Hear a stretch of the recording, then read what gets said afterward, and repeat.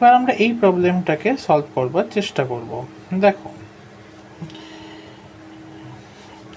এটাকে আমরা লিখতে পারি 2 to the power x into 2 to the power 1 আর 2 to the power x into 2 to the power 2 equal to 48। Next step কি হবে, এদের ভেতর থেকে 2 টু দি পাওয়ার x কে কমন নিয়ে নাও, তাহলে এখানে 2 থাকবে আর 2 স্কোয়ার মানে 4 হবে, সমান সমান 48। পরের step 2 to the power x into 2 আর 4 যোগ করলে পরে হবে 6 সমান সমান 48। পরের step 2 to the power x সমান সমান 48 বাই 6, 6 কে 6, 6 একটা 48, তাহলে এটা 8 হলো। 8 মানে হচ্ছে 2 এর মাথায় 3। কেমনভাবে পেলাম?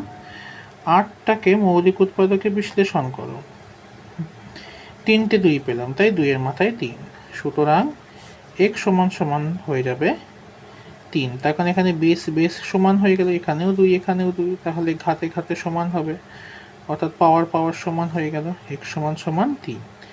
এটাই উত্তর। ঠিক আছে।